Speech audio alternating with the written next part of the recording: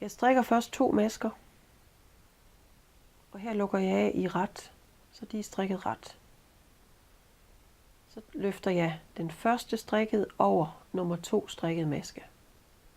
Og jeg passer på ikke at stramme for meget. Jeg strikker en ny ret og løfter den første over den næste. Strikker en til og løfter over.